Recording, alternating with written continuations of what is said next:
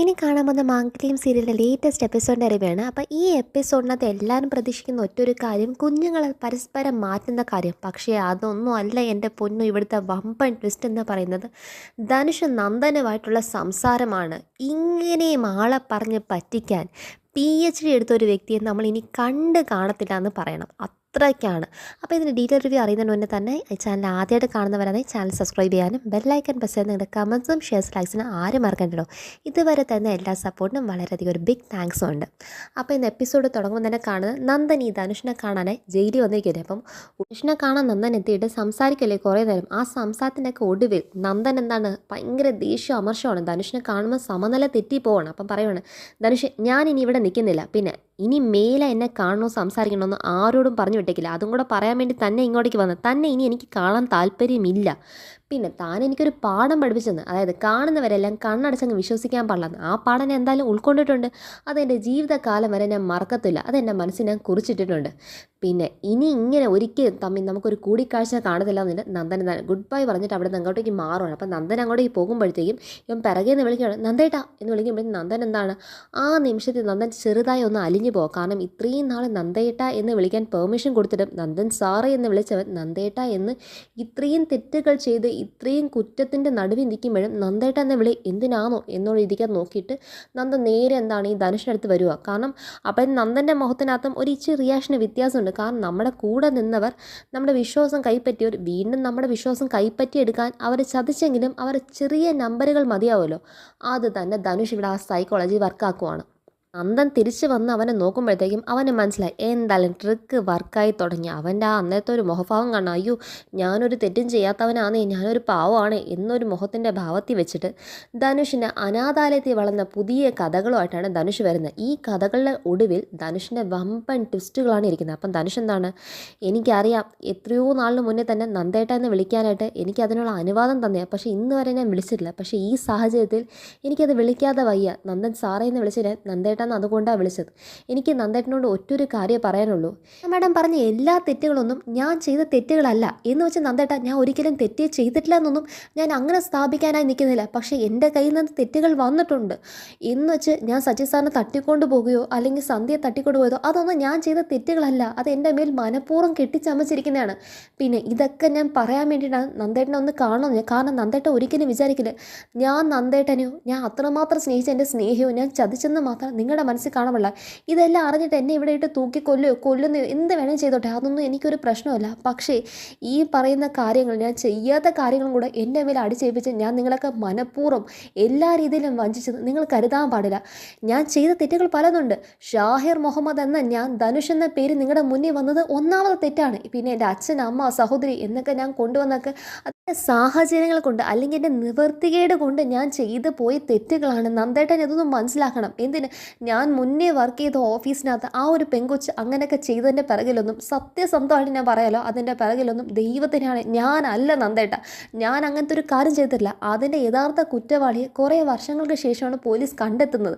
പക്ഷേ അപ്പോഴത്തേക്കും തന്നെ എൻ്റെ ജീവിതം മുക്കാലും തീർന്നു നിന്നു. കാരണം ഞാനാണ് ആ പെൺകുട്ടിയുടെ പിറകിൽ ഇത്രയും കാര്യം ചെയ്യാനുള്ള കാരണവാദി എന്ന രീതിയിൽ എന്നെ അങ്ങോട്ടേക്കിട്ട് ഓട്ടിക്കുമായിരുന്നു. അതുകൊണ്ട് തന്നെ എനിക്ക് എന്താണ് ഷാഹിർ മുഹമ്മദ് എന്ന പേര് പിന്നെ അങ്ങോട്ട് ജീവിക്കുന്ന വളരെയധികം ജീവിതത്തിൽ ബുദ്ധിമുട്ടായിരുന്നു. എനിക്ക് എവിടെ പോയാലും ജോലിയില്ല, എന്നെ ആരും എന്താണ് വില തരത്തില്ല, എനിക്ക് എവിടെ പോയാലും എന്താണ് അത്രമാത്രം എന്താണ് ആക്ഷേപവും കാര്യങ്ങളൊക്കെയാണ്. എല്ലാവരും എന്നെ ഭയങ്കര സംശയത്തിൻ്റെ കണ്ണി നോക്കുന്നു. ചെയ്യാത്ത കുറ്റത്തിൻ്റെ പേര് അത്രമാത്രം എന്താണ് ഞാൻ അനുഭവിച്ചപ്പോൾ എൻ്റെ ഒരു സുഹൃത്താണ് പറഞ്ഞത് ഈ പേരങ്ങ് മാറ്റിക്കൂടെ. അങ്ങനെ ഞാൻ പേര് മാറ്റിയപ്പം എൻ്റെ തന്നെ മതത്തിലെ ഒരു പേര് ഞാൻ തിരഞ്ഞെടുക്കാത്തത് എൻ്റെ ആൾക്കാർ എന്നോട് കാണിച്ച ദ്രോഹത്തിനെതിരായിട്ടാണ്. കാരണം അതിനോടുള്ള വെറുപ്പും ദേഷ്യവും അമർഷം എല്ലാം കാണിച്ചാണ്. കാരണം പള്ളിക്കാരെന്നെ എന്താണ് ചെയ്യാത്ത തെറ്റിൻ്റെ പേര് എന്നെ അവർ തള്ളിക്കളഞ്ഞ് ഇതെല്ലാം കൂടെ ആകുമ്പോഴത്തേക്ക് എൻ്റെ മനസ്സിനകത്ത് തോന്നിയ ആ ഒരു വികാരം, ആ ഒറ്റൊരു കാര്യം കൊണ്ട് മാത്രമാണ് ഞാൻ എന്താണ് ധനുഷ് എന്ന മറ്റൊരു പേര് ഒരു പ്രതിഷേധം പോലെയാണ് ഞാൻ അത് സ്വീകരിച്ചത്. പക്ഷേ അങ്ങനെ സ്വീകരിക്കുമ്പോൾ ഇങ്ങനെ സ്നേഹം ഒന്ന് പറ്റിക്കണമെന്നോ അല്ലെങ്കിൽ നന്ദേട്ടനെ പറ്റിക്കണമെന്നോ ഒന്നുമില്ല. എനിക്കൊരു ജോലി കിട്ടാൻ വേണ്ടി മാത്രമാണ്. പിന്നെ നന്ദേട്ടൻ്റെ ഓഫീസിലിരിക്കുന്ന ആ ഒരു സർട്ടിഫിക്കറ്റുകളൊക്കെ ഉണ്ടല്ലോ, അതെല്ലാം ഞാൻ പഠിച്ച് വാങ്ങിച്ചതാണ്. കാരണം അതിൻ്റെയൊക്കെ പിറകിൽ വലിയൊരു കാരണമാണ്. നന്ദേട്ടൻ പണ്ട് എന്നോട് പറഞ്ഞിട്ടുണ്ട്, കാരണം ജീവിതത്തിൽ ഒരു ലക്ഷ്യത്തിന് വേണ്ടി പൊരുതി നേടുന്നവന് നന്ദേട്ടന് അത്രയ്ക്ക് ഇഷ്ടമാണ്. അങ്ങനെ ജീവിതത്തിൽ ഞാൻ പൊരുതി നേടിയ ഒരു വിജയമാണ് എൻ്റെ ആയിരിക്കും സർട്ടിഫിക്കറ്റ്. അതിൽ പേര് മാത്രമേ ഉള്ളൂ നന്ദേട്ട മാറ്റം.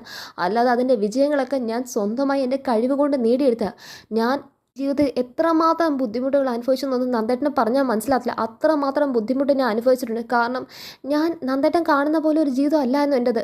കാരണം ആരുമില്ലാത്ത രീതിയിലാണ് ഈ ഷാഹിർ മുഹമ്മദ് എന്ന ആ ധനുഷ് എന്ന് പറയുന്ന ഞാനൊരു അനാഥാലയത്തിലാണ് വളർന്നത്. ആരുമില്ലാതെ അങ്ങനെ വളർന്ന് എനിക്ക് എൻ്റെ കൂട്ടുകാരുടെയൊക്കെ കൂടെ അച്ഛൻ അമ്മ എന്നെ കാണുമ്പോൾ എനിക്കത് ഭയങ്കര കൗതുകമായിരുന്നു. എനിക്കതൊക്കെ കിട്ടണമെന്ന് എനിക്ക് ഭയങ്കര ആഗ്രഹവും മോഹമൊക്കെ ആയിരുന്നു. പിന്നെ നന്ദേട്ടനെ വന്ന് പരിചയപ്പെട്ടു. നന്ദേട്ടൻ എനിക്ക് ജോലി തന്നു. പിന്നെ സ്നേഹയെ കണ്ട് ഇഷ്ടപ്പെട്ടു. സ്നേഹ ഇഷ്ടപ്പെട്ടപ്പം എനിക്ക് ഓരോ നിമിഷം സ്നേഹയോട് ഇതൊക്കെ സത്യങ്ങൾ തുറന്ന് പറയണമെന്നുണ്ടായിരുന്നു. പക്ഷേ എന്നാലും അങ്ങനെയൊക്കെ പറഞ്ഞാൽ സ്നേഹം എനിക്ക് നഷ്ടമാവുന്നുള്ള പേടികൊണ്ട് പലപ്പോഴും എനിക്ക് അവളോടൊന്നും പറയാൻ പറ്റിയിട്ടില്ല.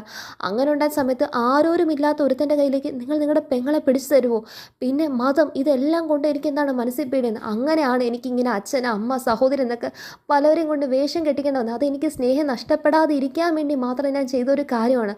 അല്ലാതെ അർച്ചന മാഡം പറഞ്ഞ ഈ എല്ലാ തെറ്റുകളൊന്നും ഞാൻ ചെയ്തില്ല. പിന്നെ അന്ന് അവിടെ ഒരു കല്യാണ മണ്ഡപത്തിൽ ഇന്ന് വരെ ആരുമില്ലാതെ എന്ന് എനിക്ക് ബന്ധുക്കളായിട്ട് നന്ദേട്ടൻ, ഒരു ഏട്ടൻ്റെ സ്ഥാനത്ത് നന്ദേട്ടൻ, അതുപോലെ അച്ഛൻ്റെ സ്ഥാനത്ത് സേതു സാർ, ഇവരെല്ലാം കിട്ടാൻ പോകുന്നതിന് ഞാൻ ആഗ്രഹിച്ച എൻ്റെ സ്നേഹം കിട്ടാൻ പോകുന്ന ആ സന്തോഷത്തിൽ നിന്ന ആ ഒരു അവസരത്തിൽ ഞാൻ നിങ്ങളൊക്കെ ചതച്ചു എന്ന് പറഞ്ഞിട്ട് നന്ദേട്ടനും സേതു സാറൊക്കെ എന്നെ അടിച്ചപ്പം എനിക്ക് പിന്നെ ഒന്നും പറയാൻ പറ്റില്ല. അന്നേരം എനിക്ക് ഇതെല്ലാം തന്നെ തുറന്ന് പറയാനായിട്ട് പറ്റാത്തൊരു നിമിഷമായിപ്പോയി. അങ്ങനെ ഞാൻ അവിടെ സ്തംഭിച്ച് നിൽക്കുമായിരുന്നു. അതിൻ്റെ കാര്യമാണെങ്കിൽ അതിൻ്റെ പിറകിലൊന്നും സത്യാവസ്ഥ അതൊന്നും അല്ല. അർച്ചന മാഡം എൻ്റെ പിറകിൽ ആരോ ഇങ്ങനെ വീഡിയോ എടുക്കാൻ അയച്ചിട്ടുണ്ടെന്നുള്ള കാര്യം അങ്ങനത്തെ ചതിയൊന്നും ഞാൻ അറിഞ്ഞില്ല. സച്ചിൻ സാറിനെ തട്ടിക്കൊണ്ട് പോയതോ സന്ധ്യയെ തട്ടിക്കൊണ്ട് പോയതോ ഒന്നും ഞാനല്ല.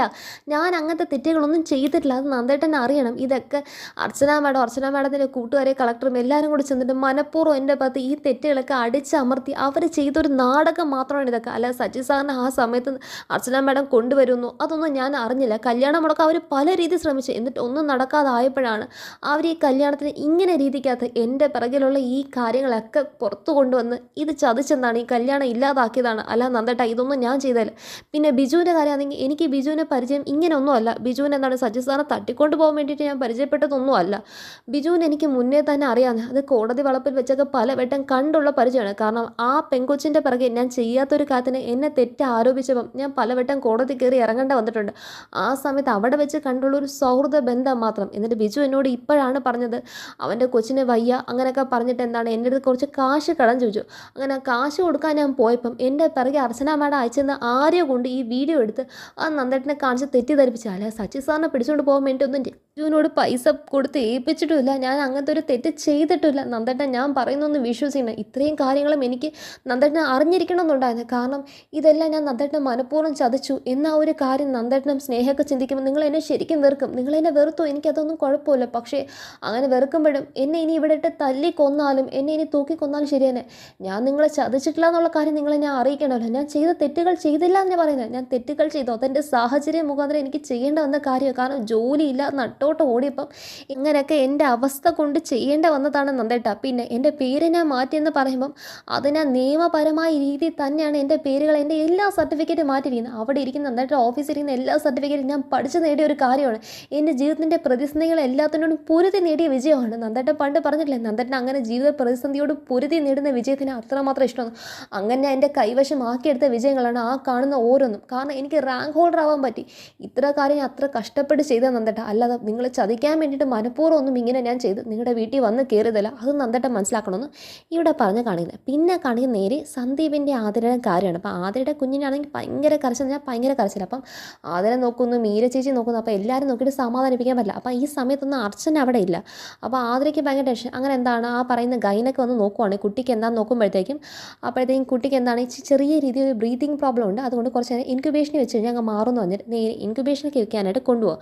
അപ്പം ആണ് ഈ കുഞ്ഞിനെയും കൊണ്ട് ഇൻക്യുബേഷനിലേക്ക് വെക്കാനായിട്ട് കൊണ്ടുപോകുന്നത്. ഈ സമയത്താണ് ഈ നിത്യ ഇത് കാണുന്നത്. ഇത് തന്നെ അവസരം എന്ന് മനസ്സിലാക്കിയ നിത്യ അപ്പം കുഞ്ഞിൻ്റെ കാര്യം ഇനി ഞാൻ നോക്കിക്കോളാം എന്നിട്ട് അവിടുത്തെ സ്റ്റാഫിനെ പറഞ്ഞിട്ട് നിത്യ ആ ഒരു ചുമതല ഏറ്റെടുക്കുക. അപ്പം നിത്യ ഈ കുട്ടിയെ കണ്ടു കഴിഞ്ഞു.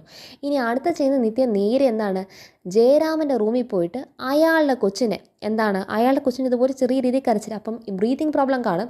അപ്പോൾ ഒരു 4 മണിക്കൂറിലേക്ക് ഇൻക്യുബേഷനിൽ വെച്ചാൽ മാറുന്നുണ്ട്. ജയറാമൻ്റെ ഭാര്യ പോലും അറിയാതെ ഈ കാര്യങ്ങൾ അവരെന്താണ് തെറ്റിദ്ധരിപ്പിച്ചുകൊണ്ട് കുഞ്ഞിനെ എടുത്തുകൊണ്ട് പോകും.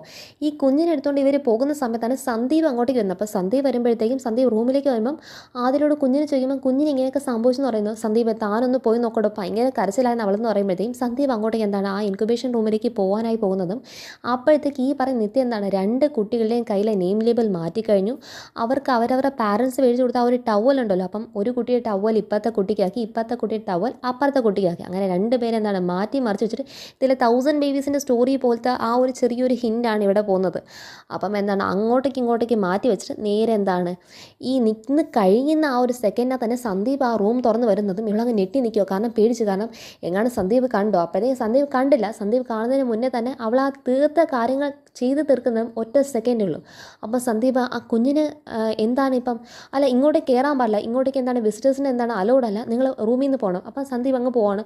ഇനി കുഴപ്പമില്ല, ഒരു 4 hours ഇവിടെ വെച്ചിട്ട് കുഞ്ഞിനെ തരാൻ തന്നിട്ട് അവൾ സന്ദീപിനെ പറഞ്ഞ് വിടുവാണ്. ഇതേ സമയത്ത് കാണിക്കുന്ന കാര്യം അർച്ചന രാത്രി ഉറങ്ങിക്കിടന്നുകൊണ്ടിരുന്ന അർച്ചന ഇത്രയും കാര്യങ്ങൾ തന്നെ ദുസ്വപ്നമായി കണ്ട എന്താണ് അങ്ങ് ഞെട്ടി ഉണർന്ന് ഭയങ്കര പേടിച്ചിരിക്കുകയാണ്. അയ്യോ എൻ്റെ കുഞ്ഞ് എന്ന് പറഞ്ഞാൽ അർച്ചനയെ വിളിക്കുന്നതും അടിച്ചു പോയി എന്താണ് ഒരു ഗ്ലാസ്സിൽ വെള്ളം എടുത്ത് എന്താണ് ആ സ്വപ്നം കണ്ട പേടിക്കാതെ കുടിക്കുമ്പോഴത്തേക്കും സച്ചി അങ്ങ് ഉണരുക. അപ്പം സച്ചി ചോദിക്കുമോ എന്തോടാ തനിക്ക് എന്തോ പറ്റിയ, സച്ചിയുടെ ഞാൻ ഇങ്ങനെ കുഞ്ഞിനെക്കുറിച്ച് ഇങ്ങനെ ഒരു സ്വപ്നം കണ്ട. അപ്പം അതോ താൻ വല്ല കുഞ്ഞിനെക്കുറിച്ച് തന്നെ ആലോചിച്ചുകൊണ്ട് കിടന്ന് താൻ സ്വപ്നം കണ്ടതായിരിക്കും, താൻ സാരമില്ല, നമുക്ക് രാവിലെ തന്നെ കുട്ടിയെ കാണാൻ വേണ്ടി പോകുന്ന പറഞ്ഞ് സച്ചി ആശ്വസിപ്പിക്കുന്നതെങ്കിലും അർച്ചന പറയും ഞാനൊന്ന് ആതിരയെ വിളിച്ചോടെ ഈ സമയത്തോ, ഏട്ടോ സമയം എത്രയും തനിക്കറിയാം, ഈ സമയത്താണ് ആതിരയെ വിളിക്കുന്നത്, അവൾ അവിടെ കിടന്ന് ഉറങ്ങുമല്ലായിരിക്കും, നമുക്ക് രാവിലെ പോകുന്നതിൽ സച്ചി എന്താണ് അച്ഛനെ ആശ്വസിപ്പിച്ച് അവിടെ എന്താണ് ഉറങ്ങാനായിട്ട് കിടത്തുന്നതാണ് കാണിക്കുന്നത്.